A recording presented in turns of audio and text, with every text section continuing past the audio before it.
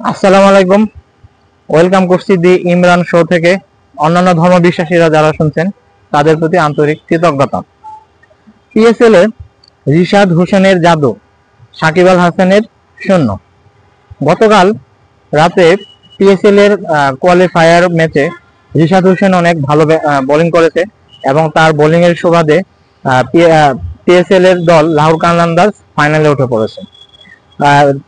রিশাদ হোসেন যখন বোলিং করতে আসেন তখন দলের ভালোই অবস্থা ছিল এবং সেটা তিনি আরো ভালো করে দিয়েছেন তার বোলিং এর মাধ্যমে। তিনি রিশাদ হোসেনের দল লাহোর কালান্দার্স টসে জিতে প্রথমে ব্যাটিং নিয়েছিল এবং ব্যাটিং নিয়ে 202 রান করেছিল।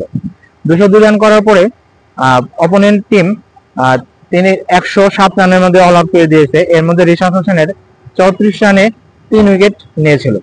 তিনি তার 34 রানে 3 উইকেটের মধ্যে এক ওভারে দুইটা উইকেট নিয়েছে, যেটা হচ্ছে একটা শাদাব খানের উইকেট আর একটা হচ্ছে অন্য একটা ব্যাটসম্যানের উইকেট। এখন তিনি তার রিশাদের দক্ষতা এটাই, অনেক খেলার মধ্যে রিশাদ তার দলের জন্য এক ওভারে দুইটি করে উইকেট নিয়ে তিনি দলের জন্য অনেক ভালো করতেছেন বা দলকে হয়তো জয়ের বন্দরে পৌঁছে দিতেছেন, দলকে সাহায্য করতেছেন। এটা প্রায় রিশাদের প্রায় ম্যাচের মধ্যে তাকে খেয়াল করা যায়। কারণ রিশাদের এর আগের অনেক খেলাতেই যখন বাংলাদেশের ক্ষেত্রেও তিনি যখন হাতে বসেছিল, তিনি এমন এক সময় বল করতে এসে তিনি এক ওভারে 2 উইকেট নিয়েছেন, দলেরকে তখন জেতার জন্য জয়ের জন্য কাছে নিয়ে গেছেন এবং দলকে জিতিয়েছেন। গতকাল রিশাদ হোসেনও পিএসএল এর কোয়ালিফায়ার ম্যাচে অনেক ভালো বল করেছেন। 3 ওভারে 34 রান দিয়ে 3 উইকেট নিয়েছেন। যদিও শাহিন শাহ আফ্রিদি এবং আরেকজন পেস বোলার তিনি 3 উইকেট নিয়েছিল। রিশাদের 3 উইকেট নেওয়ার ফলে লাহোর কালান্দার্স অনেক ভালোভাবে জিতে যায় এবং তারা ফাইনালের জন্য কোয়ালিফাই করে। যদিও রিশাদ হোসেনের গুগলি, লুপ, মুভমেন্ট, অ্যাগ্রেশন এগুলো নিয়ে অনেক কাজ করার বাকি আছে, কারণ কাজ করার জন্য অনেক সময়ও বাকি আছে। তিনি সামনে ভবিষ্যতে অনেক এগুলো নিয়ে কাজ করতে পেরে দলের জন্য আরো ভালো করতে পারবেন, এমন হতে পারে। এবং রিশাদের দলের একজন টিমমেট বলেছে যে সামনে কিছুদিন পরে রিশাদকে ঘরোয়া লিগে পাওয়া যাবে না।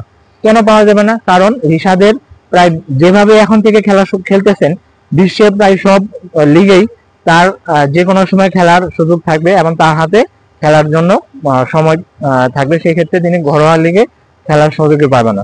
তবু দেখা যাক রিশাদ আরো ভালো উন্নতি করে দলের জন্য আরো কি করতে পারে এবং ভালোভাবে দলের জন্য জয় ছিনিয়ে আনতে পারে। এখন আসা যাক সাকিব আল হাসান।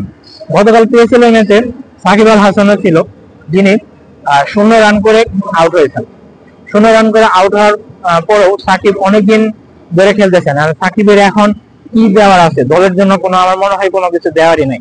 তিনি এখন রুটির জন্য, নিজের কাছে আনন্দের জন্য, নিজের দর্শকদের জন্য দর্শকদের আনন্দ দেওয়ার জন্য তিনি এখন খেলে যাচ্ছেন। এখন সাকিবকে কিন্তু এই 0 রানে দেখতে সাকিবকে ভালো লাগে না। আশা করা যায় সাকিব আরো সামনের ম্যাচেই ফাইনাল খেলে ঘুরে দাঁড়াবেন এবং দর্শকদের জন্য অনেক আনন্দ বয়ে আনবেন। আরো একটু কথা বললেই নয়, রিশাদ হোসেন গতকাল ব্যাটিং এ নেমে 4 বলে 5 রান করেছিল একটি 4-এর সাহায্যে। তারপরে তিনি রান আউট হয়ে গেছেন। 4 রান করাটা তেমন মুখ্য না, কারণ তিনি একজন লেগ স্পিন অলরাউন্ডার। তিনি মাঝে মাঝে ব্যাটিং এ ভালো করবেন, আবার খারাপ করবেন, এটাই স্বাভাবিক। কিন্তু তিনি যেভাবে ধারাবাহিকভাবে বোলিং এ ভালো করে যাচ্ছেন, এটা অনেক দেখার বিষয় এবং অনেক ভালো বিষয়। তিনি এটা নিয়ে আরো সামনে দলের জন্য অনেক জয়ের ছিনিয়ে আনতে সাহায্য করবেন। ধন্যবাদ সবাইকে, ভালো থাকবেন, আল্লাহ হাফেজ। আবারও আন্তরিক অভিনন্দন জানাচ্ছি দি ইমরান শো এর পক্ষ থেকে।